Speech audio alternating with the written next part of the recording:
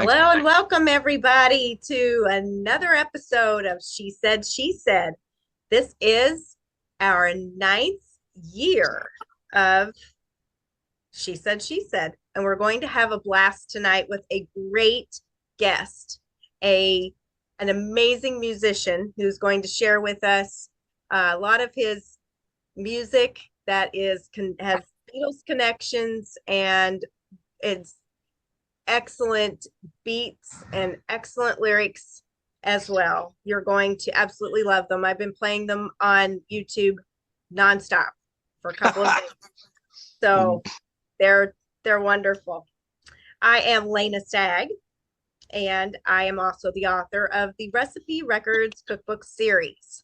We have Recipe Records, the original, Recipe Records, the 60s edition, Recipe Records, a culinary tribute to the Beatles, and the Rolling Stones. Let's the bite together. I kind of spaced on there. I'm a little distracted, but we have lots of great recipes in those books, and you can check them out at laneastagg.com. I highly recommend it. And if you are in Evansville, Indiana, stop by the Pit Barbell Club, where we are always lifting lots of weight and having lots of fun. And don't tell the authorities, but I'm playing YouTube with Cowboy Mouth really loud here in the gym. So we are having a good time. I promise that you will enjoy it. Yeah, well, because we're going all Louisiana on you tonight. You got these two Louisiana people here to Mardi Gras it out. You got to say, not I promise, but I guarantee, just like Bill Stan Wilson. It is going to be a great Mardi Gras celebration with our guest tonight. And hi, guys, I am Lena's trusty sidekick, Jude Southerland Kessler, author of the John Lennon Series. And I'll explain how a girl who writes about John Lennon got connected to a raucous rocker from Louisiana who will, I guarantee you, when you go to a Cowboy Mouth concert, you're not going to sit down not one single time. You're going to dance, you're going to jump, you're going to stand up and raise your hands. But and we'll talk about that connection in just a minute. But what I do is write about John Lennon in a series of what's going to be 9 books, maybe 10. And they tell John's life story in a narrative, in a story form, but there are thousands and thousands, or over 4,000 footnotes in each book. So you're getting what the Beatles wore and ate and sang and said and recorded and did almost day by day. So they're a lot of fun. Check them out at johnlennonseries.com. And the new book, which is going to be called Some Forever, which is the end of 1965 and 1966, up to that famous moment in Candlestick Park when the concert ends and George Harrison says, "That's it, I'm not a Beatle anymore." That's the end of the book. So we're going to take you into 1966. We've been doing a lot, hadn't we, Lanea? Oh my gosh, we are like never not working. Just to quote that commercial, and working both day and night like Michael Jackson. That is the absolute truth. And I can say the same for our guest tonight. He's not only the drummer, but he is also the lead singer, and most importantly, the founder of Cowboy Mouth, which has been for years a New Orleans-based group. I mean, they are in the Louisiana Hall of Fame. They have played New Orleans Jazz Fest countless numbers of times.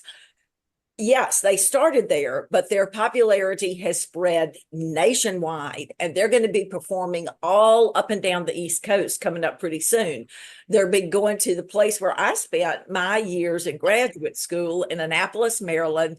My husband was going to the Naval Academy, and I went to the University of Maryland, and they're going to be at the Ram's Head up there in Annapolis. They're going to be playing the Tin Pan in Richmond, Virginia. I'm getting my sister and brother-in-law tickets to go see that. They're going to love, love, love it. It's sold out at the Hamilton in Washington, D.C.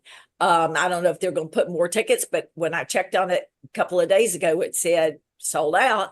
House of Blues in New Nice. Orleans. So they are going to be rocking and rolling the East Coast. I just love their music, and their first hit was a great song that we're going to hear in just a moment called Jenny Says. We're going to dig into that one. The music is very diverse. It's just, it has great beat. It has great lyric, as I said, and that's my favorite probably. But you'll hear hints of also their happy New Orleans jazz in Mardi Gras State of Mind. And one thing's for sure, when you're listening to Cowboy Mouth, you're for dang sure going to have a good time. You are. There's no doubt about it. They've been featured on the Kelly Ripa Show. Pretty cool. On the Ellen DeGeneres Show. And we did not include this in the show today, but I'm going to put a link on the Podbean site where this will be housed, and also in a newsletter I'm going to send out about them next month for a thing that they call Jam in the Van. And the very first song that they do in this amazing jam that they do in their larger than about 15 lives van is they sing a song that She's Not the Love of My Life Anymore. And I think They Might Be Giants got their sound from Cowboy Mouth. I think they stole it from Cowboy Mouth. That's what I'm thinking. So without further ado, here he is, the one, the only Fred LeBlanc. Hey, Fred. Hey, Jude. How are you? Hey, Jude. Nice to see y'all. How are you? We are doing great. How is life in Central Louisiana right now? Life in Central Louisiana is like life in North Louisiana, which is like life probably in Evansville, Indiana, which means it's very, very, very cold. Streets are iced over here. We had a little bit of snow. I think you guys got iced over up there in North Louisiana. And but you know, other than that, it's good. The wife and I have kind of spent the entire day sitting by the fire, eating homemade chili, and chasing the dog around the backyard.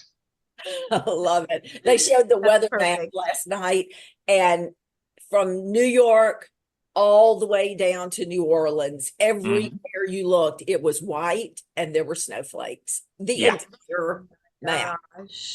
Yeah. The only place that didn't have snowflakes was New Orleans. Yeah. That was it. Yeah. Yeah. It's amazing. It really is. So crazy. We're so glad to have you here. Thank you for being on. Well, thank you very much. Thank you for inviting me. I'm really honored to be part of this. Yeah, the Beatles are a big part of my life still to this day. So, you know, it's I never really get a chance to talk about, you know, their influence and their effect on me as a person, as a musician, and all that stuff. And I'm looking forward to digging into that today. That's terrific. Well, we are very happy and very blessed to have you with us. Wow. I'm also a drummer. So if for some reason you need a sub, you're the girl. Did you drive your parents crazy as well? Actually, I'm a late bloomer. I started taking lessons when my children were small. Oh, and nice. That was my outlet, was to go to my lesson once a week. So I took lessons for a couple of years. Oh, that's great. That's great. It's a good stress reliever. It's a great stress reliever. Absolutely. You know, I sit up there because I'm the lead singer of the band as well. I push the drums up front because I didn't want to spend my life looking at a guitar player's rear end. You know, and so, but I mean, everybody's up front and we're all having a good time. It's just, you know, it's my job to go up there and stir up trouble and make people feel great and remind them of the joy of living. And I do that by pounding the hell out of a bunch of drums and screaming at the top of my lungs. And every night I leave my job going, oh, that felt good. I recommend it highly.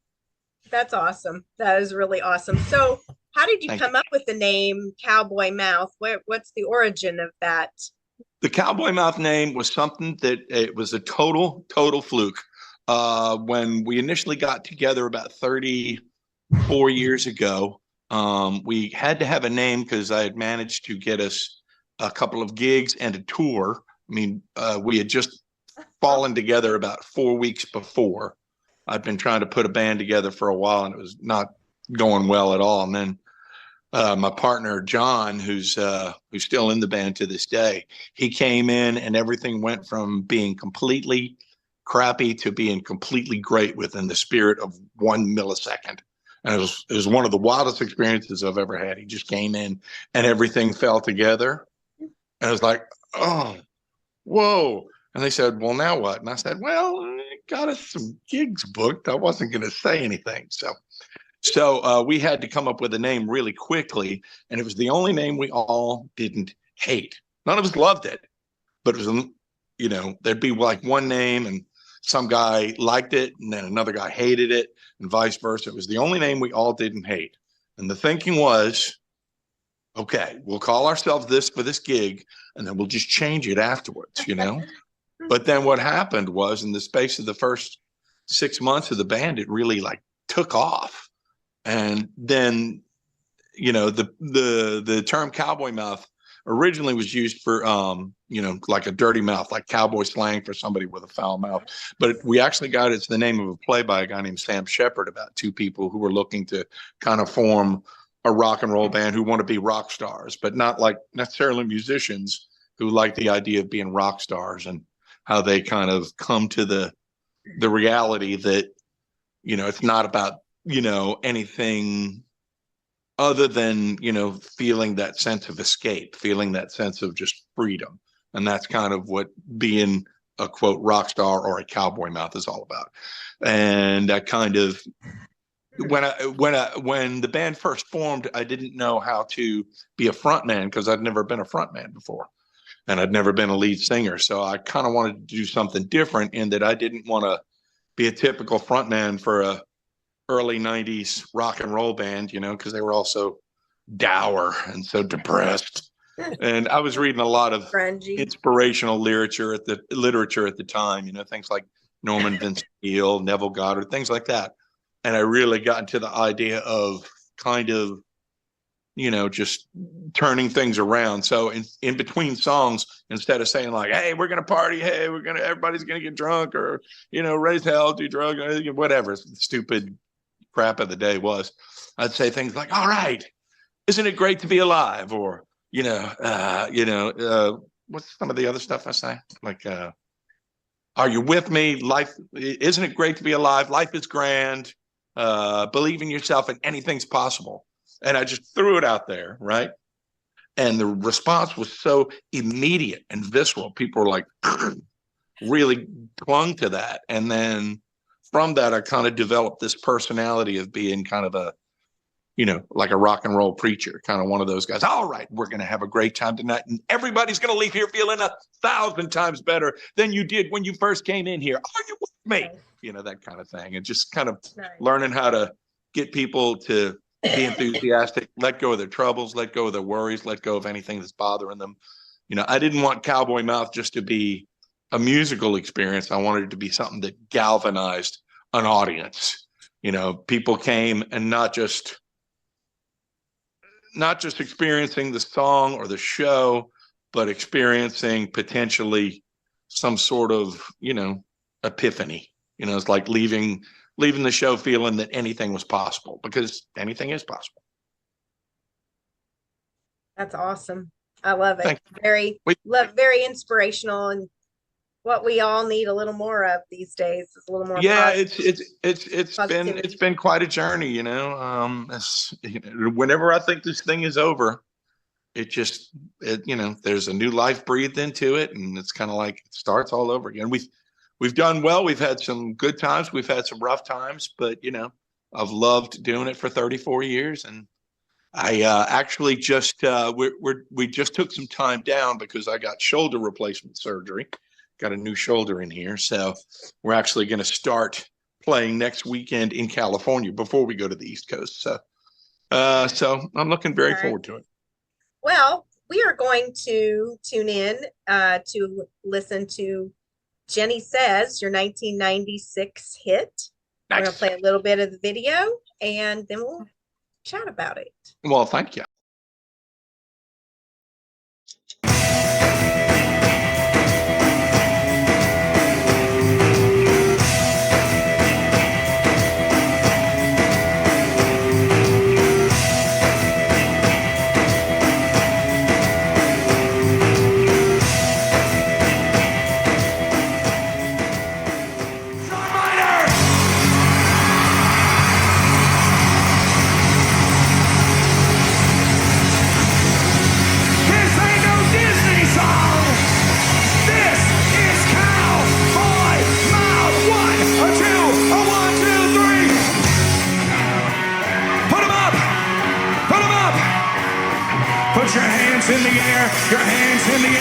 Jump up and down and scream now!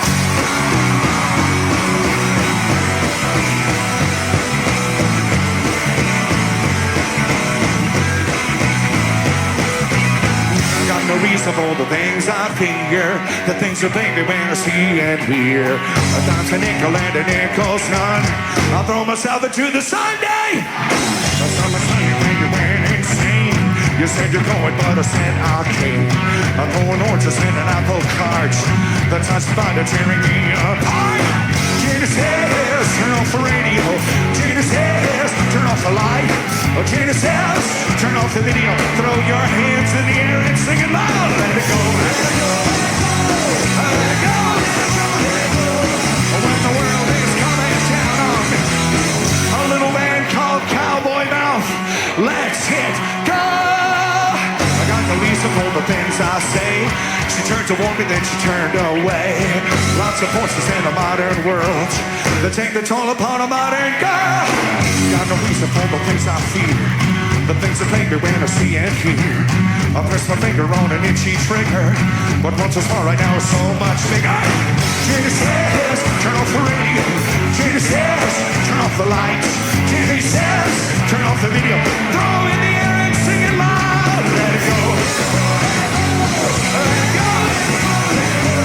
When the world is coming down on me, I let it go. Everybody, go insane.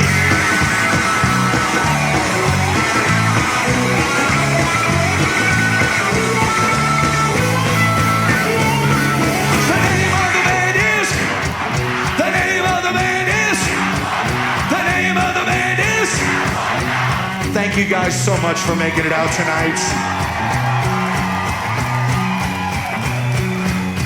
If it wasn't for you guys, we would not be able to do this.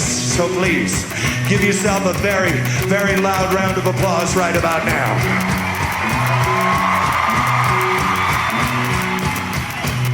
Did you guys have fun tonight? Did you guys have fun tonight? One more time, turn to the person next to you, whether you know or not, whether you care about them or not. Open your arms wide, give them a big old hug, give them a big old kiss, and say, damn, I had fun tonight.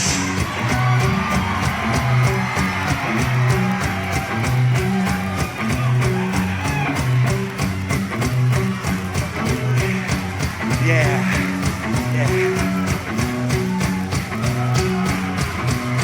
What do you think of Brian's first Denver show?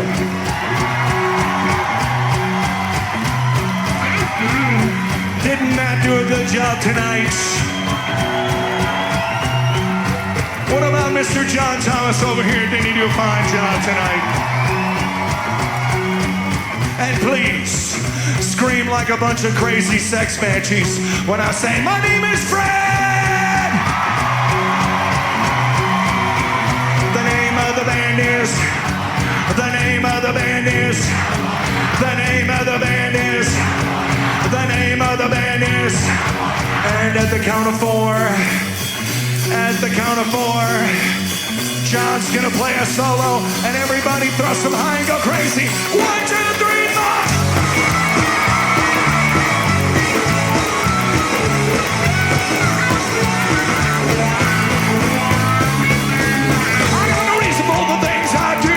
The dealer deals and then the dealer is screwed.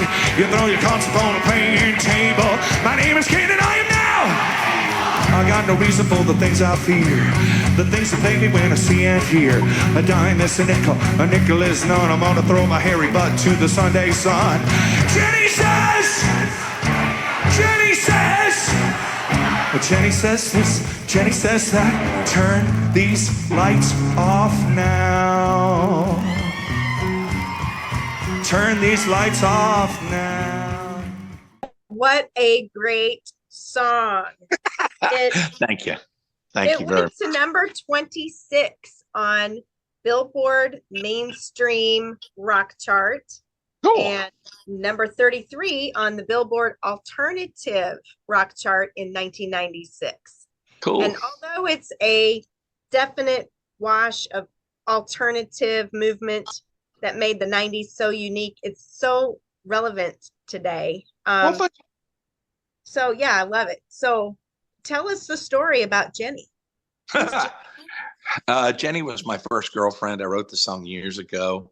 And it's so funny because I didn't really want to do that song because it was so old. The guys in the band had to talk me into doing that song with Cowboy Mouth because they knew it from another band I was in that I had done it in, and and then that turned out to be the big hit. And but Jenny was a girl from Louisiana, a little Cajun girl from right outside New Orleans, my first girlfriend. And then when we decided to part, it broke my heart, and I wrote a song about it. And then I came up with this chorus that it wasn't like, oh, poor me, poor me. It was like, let it go. Because when the world is coming down on me, I'd let it go. And, that song is, if I can be a little crude here, that song's kind of served the band well over the year because we usually play it last, not because it's our biggest hit, but, it's kind of like the musical.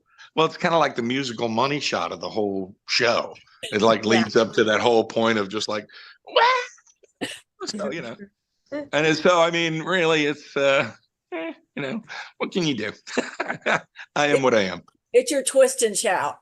Exactly. It's my twist and shout. Yeah. And we make it significantly longer than twist and shout, but it's the same thing, that, Well, we got to know each other in a very circuitous route. Yes, we did. My friend and your friend, he's a hub. I have a thing I do, and I go speak to groups. Fred, before I get started, I say, how many people in this room? And I do this everywhere, not just in Louisiana. I do it in Washington. I do it in New York. How many people in this room know Enoch Doyle Jeter? I've yet to go to a place where at least one person, everybody knows this man. He is a hub, and he's our dear friend, both of us. Yep. He is a very talented stone lithographer. And in the third book in the John Lennon series, She Loves You, he did a series of stone lithographs. It took him 2 years to do these. They have to be carved into stone backwards. Beautiful. So when he presses it on the paper, they come out on the right side. Gave 2 years of his life to this. Breathtaking. Depicted every single song on with the Beatles. And you knew each song by looking at these. And he has been the biggest proponent of the John Lennon series. And so, back in December, on December 8th, when all of our thoughts turned to John and his loss here in this world, but hey, they are rocking in heaven. He sent me a text and said, I want you to listen to this song, 12/8. And dummy that I am, because I said to Lanea one time, she had the numbers 2018 written on her shirt. And I said, what does that mean, 2018? It was like 2019. That was the year. That's it. She goes, 2000, whatever, 18 or 19, the year we're in. And I was like, oh yeah. Okay. So I didn't get 12/8. I was like, is that a play on 8 days a week? I am, well, we won't go into it. But anyway. That's all her brain is programmed for Beatles. Yes. So then I realized it was, December 8th. And I listened to it, and I mean, can't help but tear up. You can't help but touched by that song. It is not only a great tribute to John, but it is his story intertwined with your story. And it is an earworm, which John was famous for earworms. You would hear some of the songs like, I hate to even say what they are, because once I say them, I won't be able to. Now and then, you can't get it. Listen to it, you can't get it out of your head. Can't get it out of your head. Can't get it out. There's so many songs that if you listen to them, I have heard 12/8 in my head for 3 weeks now or 4 weeks now. And it is so beautiful. Well, thank you. I'm in a real quandary because we're going to play the video of it. And there is a video that's short. It's only 30 seconds long that has pictures that go with it. But I don't want to play that. So you guys listening to it, y'all are going to need to use your imagination and imagine pictures. Just close your eyes and make your own pictures in your head. I want you to hear the whole entire song. But before we play it, tell us a little bit, Fred, about your connection to John and how he or the Beatles or both might have inspired you. Good Lord. I don't think there's enough hours in the day, but I'll try. I mean, the Beatles were always there. They were always there. You know, I was of the generation that came up in the late 70s, early 80s, but, you know, I was much younger than my siblings. So they brought the Beatles to me, and they were just always there. And it was always great. You know, they had the original American 45 still. And I just remember the way those things looked, the Capitol ones, the Apple ones, and just this symphony of sound that came from each one that was just, it wasn't just good, it was just magnificent, all of it, you know. And you know, I really formed a bond with music early in life because I was born deaf, and my lungs were underdeveloped and my tonsils and adenoids were overgrown. So since I couldn't hear, my folks, you know, since my lungs were underdeveloped, my folks couldn't get an operation on me until I was older. So what they would do is they would lean my head against stereo speakers.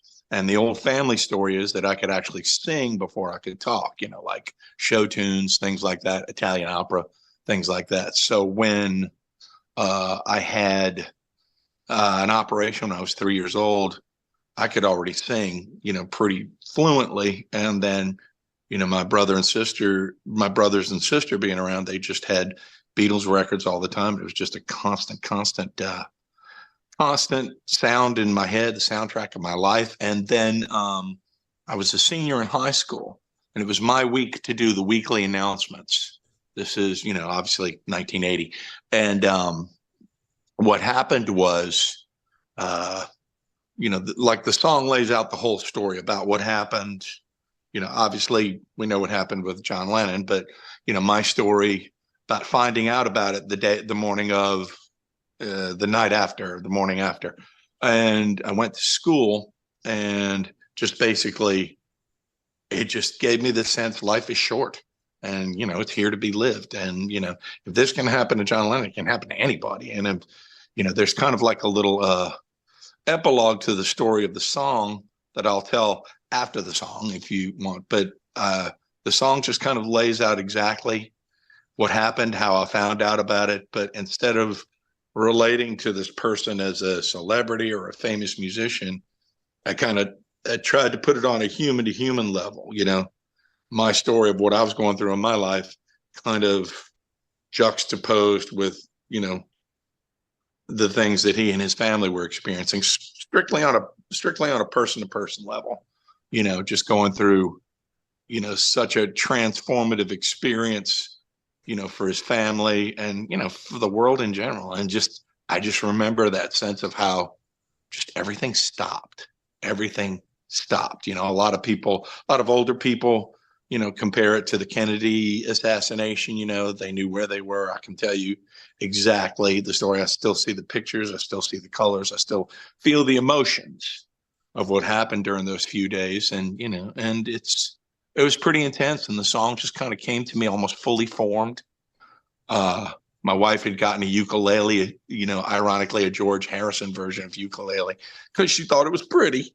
And so I just started fooling around on it. And this, you know, it just came out of me, which I cut it on ukulele. John, the guitar player in my band, one of the guitar players, he played piano. And we had Brendan Anthony from Pat Green's band in Texas lay the fiddle over it. And we released the single like a few days before December 8th this year. People seem to love it. So, you know, song pretty much speaks for itself.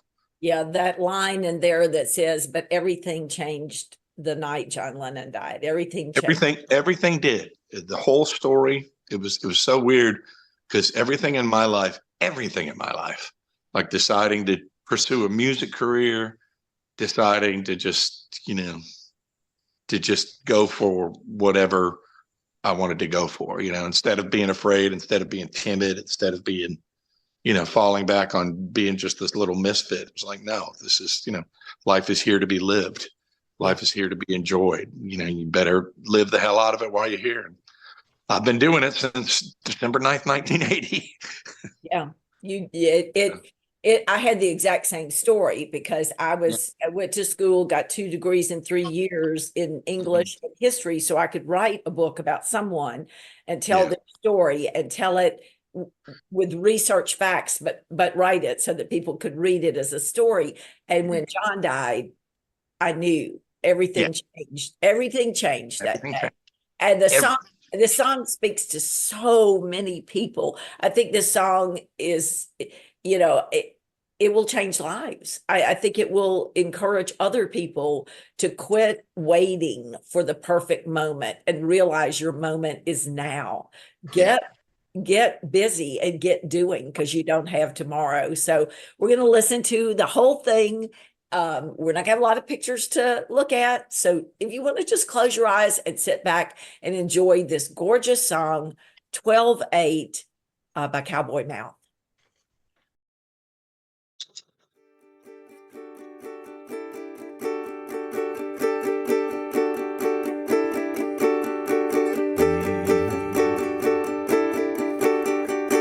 I never really fit in my school. They couldn't make me follow the rules. I was biding my time until I don't know what. Girls never noticed me when I said, "How are you doing? My name is Fred."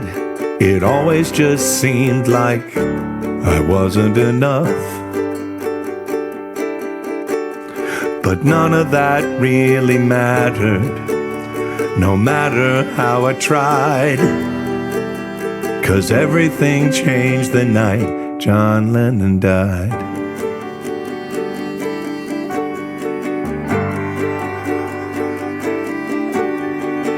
My sister tried to tell me through tears. I went to talk, but no one could hear anything I had to say, unless that I felt. He hurried home to see his young son. He wasn't finished what he'd begun, but everyone has to play the hand that they're dealt. 'Cause no one lives forever, and nothing's built to last. So everything changed the night John Lennon passed. For some it's just another day with clothes to wash and bills to pay. But for me the world stood still a moment or two. Was it this life or just a dream, or maybe somewhere in between? So why'd I mourn a man I never knew? For once in time it seemed so clear. I saw the world and screamed, "I'm here." 'Cause in my life he said, "I love you more." So someone must have noticed the moment when I cried. 'Cause everything changed the night John Lennon died.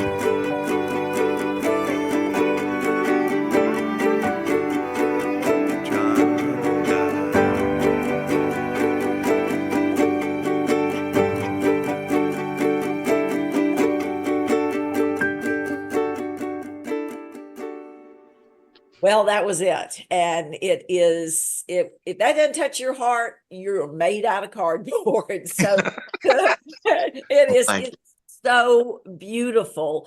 Tell us what you were going to tell us ahead of you said after the song, you come back and talk about it a little bit more. Well, there was a caveat to the story, kind of an epilogue, about my own personal experience. And what happened was I was going to a Catholic, somewhat military high school at the time. And it was my week to do the morning announcements through, it just landed there.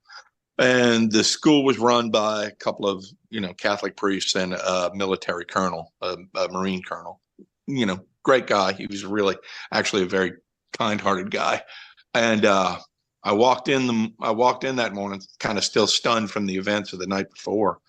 And I said, hey, I'd like to say something about John Lennon and, what he meant to people. And all three of them turned to me and said, you say anything like that and you were going to get it. And they came up to me. I was like, okay. All right. Okay. All right. So I did the announcements. I'll never forget this. I did the announcements and I was, kind of a misfit. I didn't have a lot of friends and stuff like that. I was kind of awkward, those teenage years. Nobody really does well during them.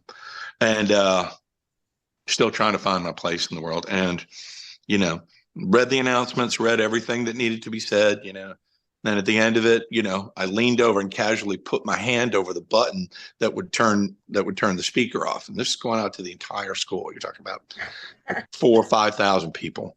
And I put my hand over the button so they couldn't turn it off. And I said, hey, John Lennon was killed last night. And, I don't really remember everything I said, but I know that I talked about how he was an advocate for peace and how he changed people's lives. And we should all pray for his soul because, that's what, he would want. And I went on for a couple of minutes and then I pulled my hand off the button, turned it off, turned around, and all three of them chewed my ass out. And I felt really kind of like dejected. I was like, okay, well, I had to do what I had to do. And I was feeling pretty rough, feeling pretty bad about myself. And I walked back to my homeroom class and I opened the door and the entire class gave me a standing ovation.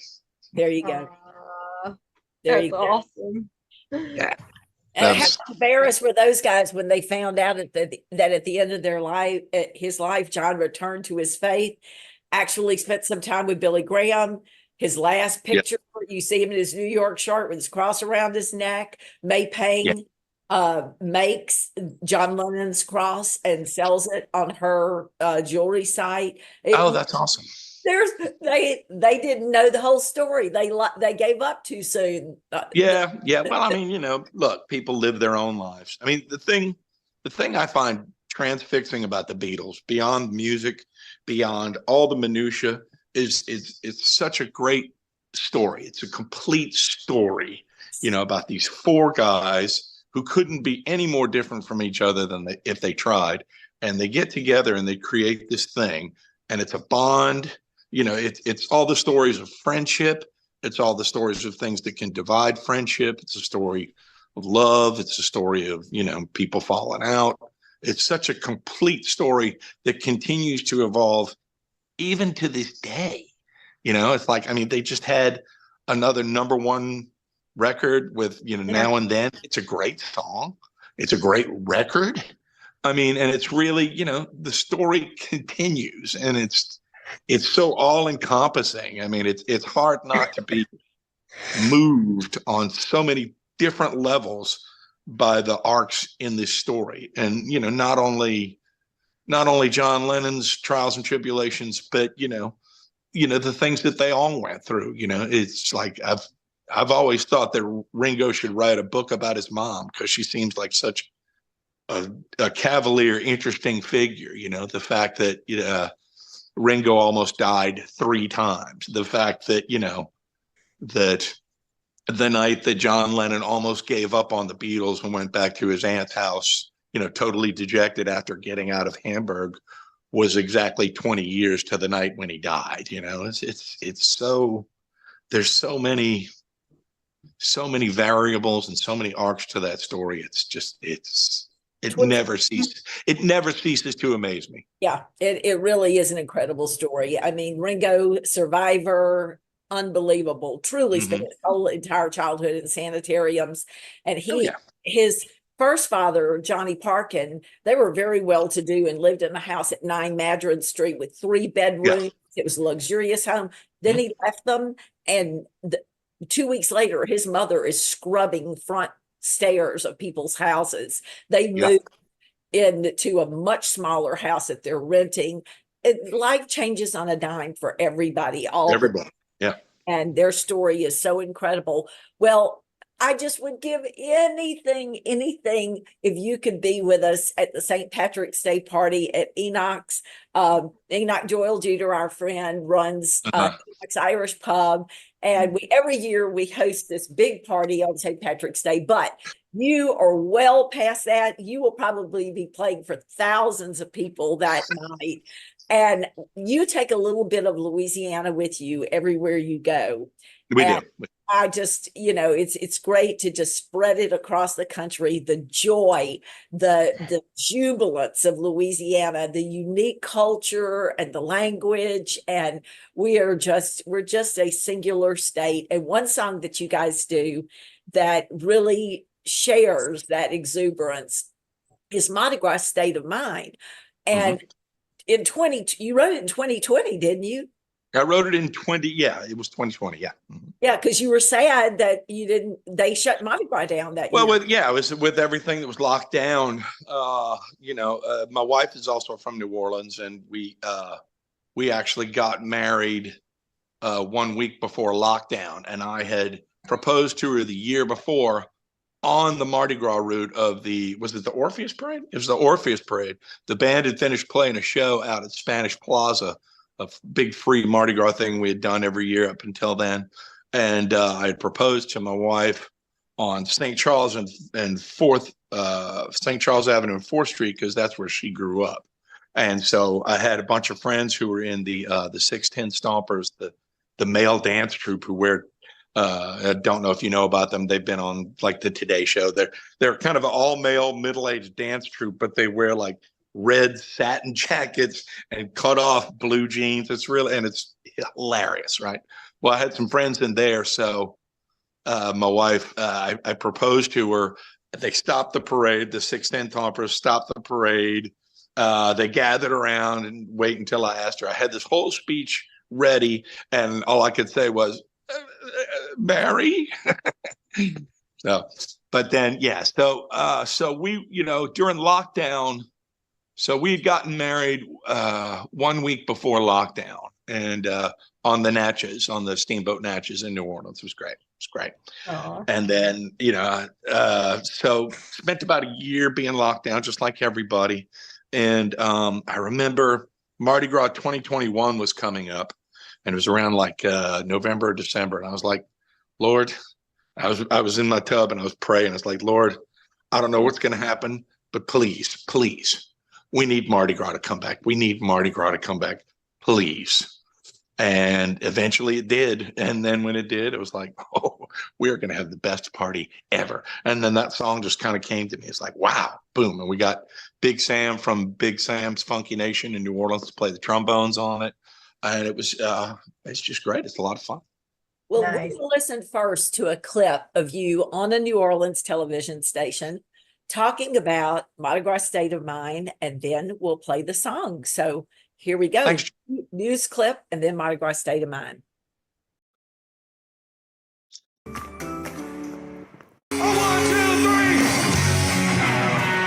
Put 'em up. Put 'em up. Put your hands in the air. Your hands in the air. Jump up and down and scream now. That is one of the most fun live bands. Cowboy Mouth is going on tour this year. They have great performances. There'll be a jazz fest this year. All kinds of stuff going on. They're getting ready to release some new music. The band's co-founder, Fred LeBlanc, is here talking about their 2023 plans. Also, you've got this Mardi Gras song. I keep looking at my face. Too much fun on the parade route. It's when your kid tripped you over the train tracks, right? Yeah, oh my God. All right, and let's talk about the song. The song you wrote, the Mardi Gras song you wrote last year. Yes. And Mardi Gras, you love Mardi Gras. I love Mardi Gras. I mean, because you're a party animal. See this? I'm a party vegetable. Party mineral. And when you write a song, how like when you wrote the Mardi Gras song, how long did it take you to write that? Well, I actually wrote that. That was during lockdown, and it was that time when they canceled Mardi Gras, and so I was just missing Mardi Gras really bad, and just thinking, wow, I'm in a Mardi Gras state of mind. I'm in a Mardi Gras state of mind, and prayed to the Mardi Gras guys, please bring back Mardi Gras, and they did. So it's all good. And I got a great song out of it, and we released it as a single last year. It did really well, and so we're pushing it again this year. How many songs have you written? And you know, you guys are such a, you know, it's one thing to hear one of your albums. You guys live are I mean, it's something else. The best, yeah. And so, well, thank you. That's very kind. We, you know, I always try to make sure that the show is a very uplifting, positive, and energetic experience for everybody involved. You know, not just me. It's not just the four weasels on stage prancing around trying to be rock stars. It's about everybody leaving the venue feeling 1,000 times better than they have in a long time. But sometimes I wonder, where do you get the energy to do that? I mean, you're an animal on stage. No, really. I just tap into enthusiasm. I learned a long time ago, you know, it's a state of mind. You know, you can either allow yourself to be depressed or, you know, worried and things like that. Fear. Lord knows we get enough of it. But I always determine that people, you know, pay hard-earned money. They take their time and their energy to come out and see us. I'm going to make sure that, you know, we swing for the fences every single freaking time. Check these out. All right, awesome. Just be good. We're on TV. I said friggin'. I know. I didn't tell them about that Mardi Gras story we were talking about. No, we do not need to go back. Well, anyway, so it was. Fred and I have known each other. There was a giant pair of underwear. And the thing that I like about a Cowboy Mouth show is you guys have fun. And a lot of people may not realize that you also have a good solo career, too. You do a lot of stuff on your own. Yeah, I do a lot of stuff. During the lockdown, I actually came through a thing. John and I do home shows where during lockdown, we had some fans that would fly us out to their homes and pay us to just play acoustically in their living rooms. I do them solo as well. If anybody wants to hire me solo, it's fun. I just play acoustic guitar for about an hour and a half, have fun. Easily reached at fred@cowboymouth.com. John does it, john@cowboymouth.com. But, you know, I mean, I try to make like sure. A salesman there. You're pretty good. Well, you know, you got to do what you got to do, Eric. You know, Papa's got bills to pay. and of all the songs you've written, I mean, do you have some favorites that that you have to do at a show? Because I mean, the crowd wants to hear some stuff. You know, you've got a lot of new stuff, but there are some songs I just got to hear. Yeah. Well, you know, I'm rare in that, you know, I'm one of those performers who actually likes his old songs. Like, people always ask me about Jenny Says. Are you tired of Jenny Says? It's like, no, I love Jenny Says. You get a lot of money, yeah. I love it. Well, not just money. It's just I get to pound the drums. It's a great song, yeah. I always consider that song to be kind of our musical money shot. All right. And then, you know, like Disconnected, I like that one. Mardi Gras State of Mind. Take Me Back to New Orleans still has my favorite line. I might love you, yeah, but I love you. I might love you, yeah, but I love me more. I love Eric more. There you go. That's what.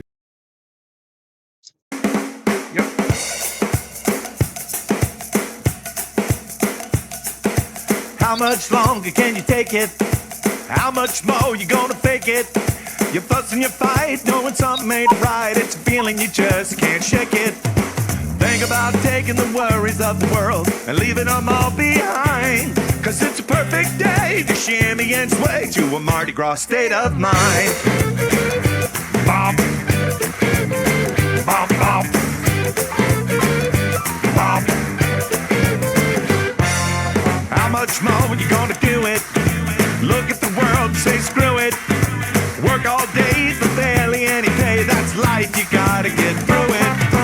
Why not give yourself a little break? Cause we ain't got too much time. So come along with me and set yourself free to a Mardi Gras state of mind. Everybody is dancing, everybody is singing, everybody is swinging, everybody is swinging, everybody is taking in the sun while it's still willing to shine. So roll with the flow and let yourself go to a Mardi Gras state of mind.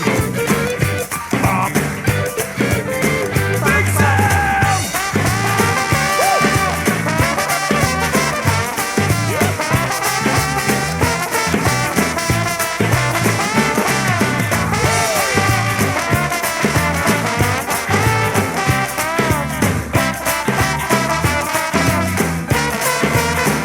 Everybody is dancing, everybody is singing, everybody is swinging, everybody is swinging, yeah. Everybody is taking in the sun while it's still willing to shine. So kick off your shoes, dance away your blues to a Mardi Gras state of mind. Bob. Wouldn't you rather be fishing instead had asking someone's permission to do as you please up off of your knees. All those people need a little kissing. Now I might have had a bit too much to drink, but damn, that girl is fine. Gonna take me a chance and ask her to dance. I'm in a Mardi Gras state of mind. So just let it go. Never say no to a Mardi Gras state of mind.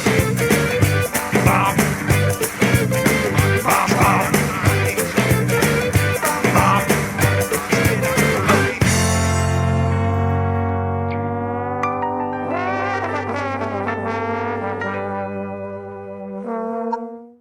So Fred, I totally get what you're singing about. I was born in Alexandria, where you're living right now. And we moved to Natchitoches in 1965. My heart was broken because I was sure there were no Beatles fans in Natchitoches. And, I had to leave my Beatles fan club in Alec. I was like, oh, life is over. But there were Beatles fans in Natchitoches too. And I went to Northwestern, and then I've lived back and forth. I lived in Monroe for 6 years. We're in Shreveport now, trying to move back to Monroe.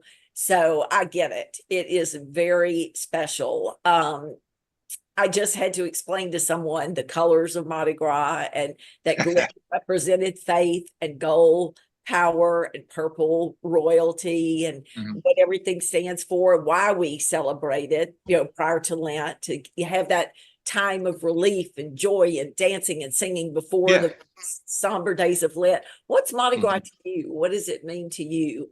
Mardi Gras to me is just a celebration of life. I mean, I think one of the things that people don't always say about, Louisiana Mardi Gras, but New Orleans in general, is kind of like the parallel existence of both life and death in New Orleans. You have the cemeteries that are above ground, because if you try to bury somebody underground, they're going to pop out of the ground when the floods come. So, I mean, there is that kind of parallel existence in to life and death in New Orleans. And I think people in New Orleans and southern Louisiana in general, and Louisiana in general, have a lot more appreciation for life, because we tend to understand on a intuitive level how precious it is and how brief it is.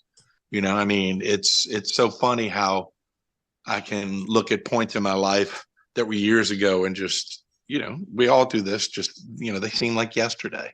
Like the story of how I wrote the 12/8 song. And, Mardi Gras has been everything from a hell-raising, drunken good time to, something that I really pursue, with all the vim and vigor of a proud New Orleanian, because New Orleans isn't something that leaves if you leave the city limits. When after Katrina hit, we were kind of stuck out of town just touring.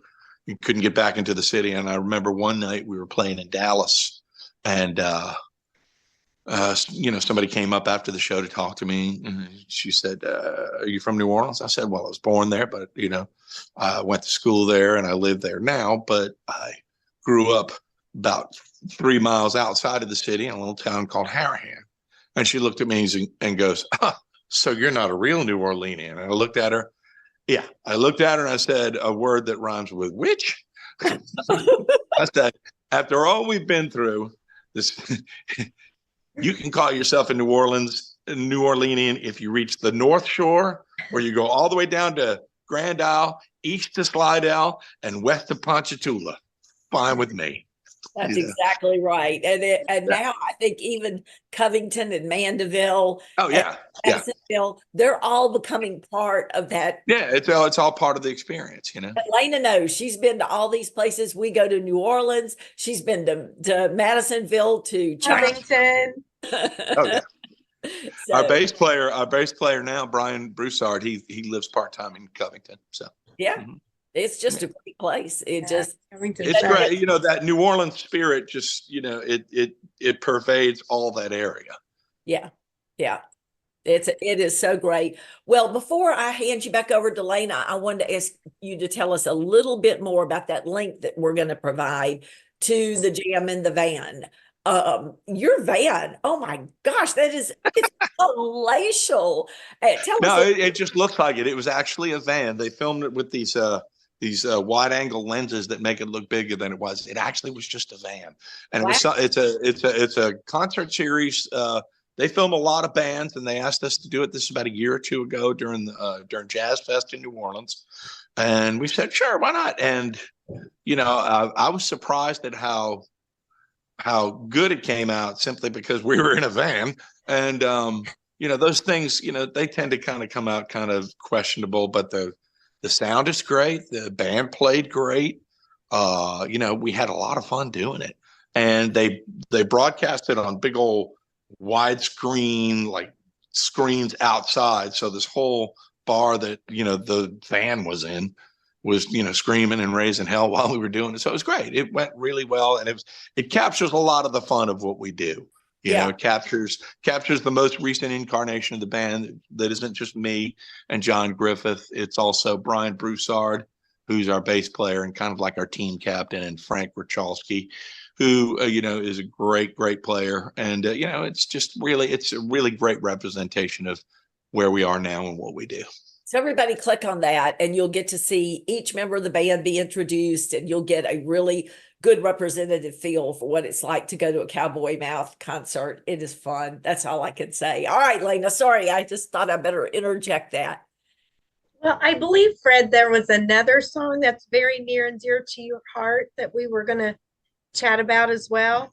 Yeah, it's a song that's been very popular with our fan base over the years. It's become second only in popularity to Jenny Says. We like Jude was talking about a song called Love of My Life. We have a song called How Do You Tell Someone? There's a big deal for us in the Southeast and the Northeast. Easy, What You Gonna Do? We have a bunch of songs that people know, but this song people have really taken to heart. We did a video for it a few years back, and it was filmed during Jazz Fest, a club show we did, as well as at the Jazz Fest itself, and a song called I Believe. And it's about it's a song about finding out what you believe in life and celebrating that. And I'm pretty proud of that one. As a songwriter, here's the secret thing about songwriters. Here's a secret thing about creative people. There's a reason we're all crazy. It's because people make a fuss. People make a fuss about what we do. It's like, oh, you did this song or you played that. We don't do anything. We just sit around and wait for the inspiration to hit. And when the inspiration hits, it's already there. So we don't actually do anything. So it's like, so this song definitely just kind of hit me one day, and the fan base is really taken to it. In fact, one of our, we had this little girl who's a fan. She's about 10, 11 years old. I forget her name. But she's a professional ice skater, and she ended up doing ice skating routines to this song. And I think she's done pretty well with it. So it's, wow. Things like that. I've had, you have a lot of people that play the song at their weddings and things like that, which is really nice. It's, this song has really become a Cowboy Mouth staple, which I'm pretty proud of. And it's got a really good message, That's tremendous. I love that. And that muse speaks to you at different times. You just have to listen to it. You got to listen to it. That's the whole thing. And it comes when it wants to come. It doesn't really care what time it comes. My wife will say, right. It'll be 2:00 in the morning. I'll be playing drums in my sleep, and then I'll wake up. I gotta go write that down. So, although Cowboy Mouth has its origins in NOLA, you're popular across the whole country. So I know you're headed out to some exciting new venues in the next few months. Jude mentioned the East Coast, Annapolis and DC and Richmond. Where else can people catch your shows this spring? We are actually starting a tour next week. We're going to be in at the end of January. We're going to be playing at the Belly Up in San Diego, California, around Solana Beach, which is great. We're doing a couple of private shows before that, so we figured we'd throw a club show in there. And we'll be going back to San Diego and California in May for a festival there. Let's see, we are doing Chicago and St. Louis, and I believe Kansas City and possibly Detroit sometime in March or April. You can find all the dates, on the Cowboy Mouth either website, cowboymouth.com, or Facebook. Our Facebook page was hacked a couple of days ago, but we're in the process of resetting it up. So just kind of look for it. You know, we're all over social media. We're all over YouTube. It's not hard to find out where we're playing. That's awesome. Need to play in Evansville soon. Hey, Are Lanea, there yes. how about us meeting them in Kansas City? You and we could do the Kansas City. That'd be fun. That'd be fun. Y'all could do Kansas. Kansas City is a lot of fun. I'm from Kansas City, and Jude lived in Kansas City, so we're Kansas City girls. Oh, I love it. A buddy of mine owns a restaurant there named Stretch. He owns a place called Grinders. It's like some of the best pizza I've ever had in my life. It's truly great. Truly, truly great. All That's right. awesome. Are there any other projects that you and the band are working on, or anything you can share? Well, we've got Jazz Fest coming. We've got Jazz Fest coming in May, and then I assume we'll probably be doing some summer dates as well. We're playing the second Saturday, which I think is May 4th at Jazz Fest in New Orleans. We'll be doing club shows at the Rock and Bowl in New Orleans, both weekends of Jazz Fest. And we're also doing New Orleans at the House of Blues the night before Mardi Gras, what they call Lundy Gras. So that should be a big hoot. Summer awesome. touring. I mean, I know we'll be doing it. I don't know what the dates are. I assume it'll be some more stuff around the United States of America, because I like touring the United States of America. And we get to play all kinds of places there, which is nice. And probably back to Florida sometime. Oh, I know. What am I thinking of? We got after California, we're doing 2 shows in Atlanta, Woodstock, Georgia, on February 1st and 2nd. And we're doing one of my favorite places in the world to play, the Windjammer in Charleston, South Carolina. It's right on the ocean. It's one of, besides New Orleans, it's my favorite place to play in the entire world. In fact, what I say about the Windjammer in Charleston is, when I die, I don't want to go to heaven. I want to go to the Windjammer. So, Wow. So that'll be, I think, Saturday, February 3rd. Those are fun shows. Our Windjammer shows are always fun there. And the Hootie guys live over in the Charleston area. And one of them usually jumps on stage with us to come play and sing and all that type of stuff. So it's a lot of fun. It's a lot of fun. Gosh, that's so great. That is just wonderful. Well, our time is drawing to a close, and we want to thank you so much for. I'm gonna have to write another John Lennon song so we can do this again. Absolutely. Yes, you do. Well, writing about John. That's it. Thank you. Jude and I will get a van. Jude and I will pack all our books in a van, and we'll just tour around. I'm good with that. I'm good for that. Hey, thank you guys for thank you guys so much for having me here. This is a real honor. I'm a big fan of Jude's. I saw her interviews on the Pop Goes the 60s channel, and it was just like, wow, this is great. This woman's something else. And then just to learn that she was from the greatest of all 50 states, Louisiana. Right. And it's been a joy getting to know her, and now meeting you, and thank you guys for being so supportive. And this song means a lot to us. The band means a lot to us. And I really appreciate the opportunity to come here and talk about the Beatles, because I love them. I love them more than I should. Damn it. Oh, well, I wouldn't know anything about that. You're such a sweet person. I told Lanea about 1 million texts that she was going to absolutely love you, and it is the truth. You nailed it when you said that you are okay, so everything we've been saying, I've had it on your thing, Fred, like when I was texting you, and it somehow hit the microphone. So you have the longest text in the world coming to you on our entire show. That works for me, baby. That works for me. When you said that your role is sort of that of a preacher, you are so uplifting and so positive, and I went to the only concert that I can compare to what you do. Last summer, we went to see Matchbox 20. Rob. They started out by saying, we are not here for you guys to cheer for us and make us feel good about ourselves. And, we're not here to be star idolized. We're here to serve. We are here to make you have the greatest night of your life. We are here to make you happy, sing whatever you want us to sing, and give you a show as long as you want a show. We'll stay 4 hours if you want. And I mean, Rob Thomas he said, we're here to serve. And that's who you are. You really. We used to play a lot of shows together. In fact, I'll tell you a funny story. We were playing because we had hit records. Jenny was big around the first time. Jenny Says was big around the first time their first album came out. We did a lot of shows, and Rob and I were pretty tight back then. He was a good dude. And we played this festival in Hawaii. And we had gotten there because we'd had a plane delay, and we hit the stage like literally minutes after arriving. And the Matchbox guys helped us out. They loaned us some of their equipment and things like that. It was really like a last minute thing. And the next night, our booking agent had booked us to play the local Hard Rock Hard Rock restaurant or something like that. And we were playing. And the way it was situated, it had a giant bar in the middle of the room with a 1950s sky blue Cadillac dangling from the ceiling from wires, right?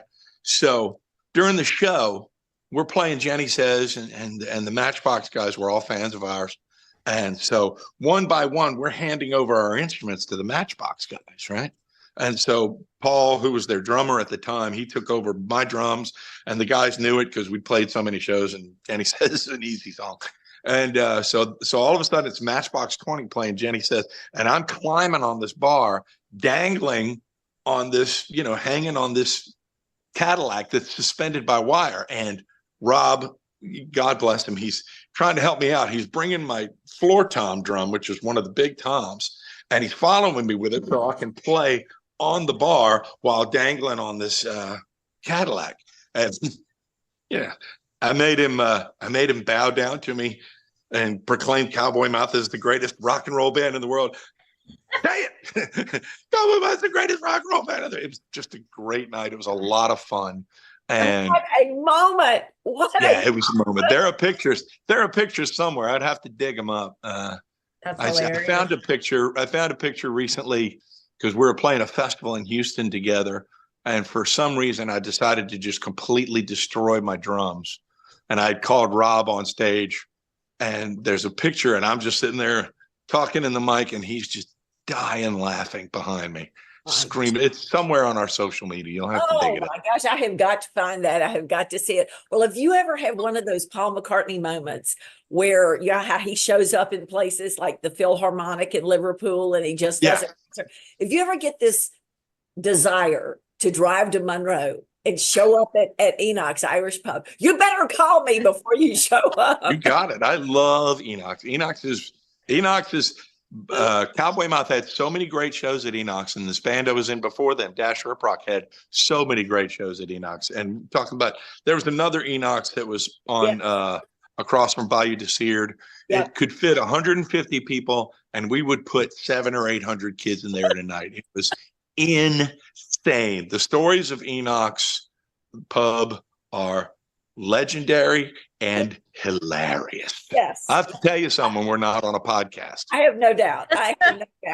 We thank you so much. And before we say goodnight, I want to invite everybody to really one of the most wonderful events of the year. The Fest for Beatles Fans is coming up February 9th through 11th at the TWA Hotel, JFK Airport in New York. It will be 60 years to the day when we start that festival that the Beatles played the Ed Sullivan Show. Sunday, the 9th of February, 1964, they changed the world when they played the Ed Sullivan Show, and we will start the fest on the 9th. We will be right there where they landed at JFK 2 days earlier. And it's also simultaneously the 50th anniversary of the Fest for Beatles Fans. We have great people coming. Billy J. Kramer will be there. Frida Kelly, the fan club secretary. Oh, that's awesome. Good old Frida. She is so much fun. Ken Womack is going to be there with his brand new book on Mel Evans, which is skyrocketing to a #1 New York Times bestseller. The guy is incredible. And I'll be doing the early bird presentation on Sunday morning. First thing, it's great because it's a captive audience. There's nowhere else people can go before the fest opens. So I'll see you guys. My husband and I have been putting hours every night into the presentation on the birth of the Beatles. So join us there. We would love to have everybody there for the fest for Beatles fans. And Lena, I bet they could come see you at the Pit Barbell Club. Absolutely. If you are looking for a treadmill, I got it for you. So no, in all fairness, I do love to see everybody come in and stop by and chat a while. We've got rock and roll cookbooks, and we like to chat music and listen to music all day long here at the gym. It's great. So truly, the Pit Barbell Club is your place. And in the meantime, you can find my books at lanestagg.com. I'm on Facebook and Instagram. Or She Said has a Facebook and Instagram page also. So check that out and follow us. And until then, here is food for thought, food for the soul, food for the love of rock and roll. Ta-ra and shine on.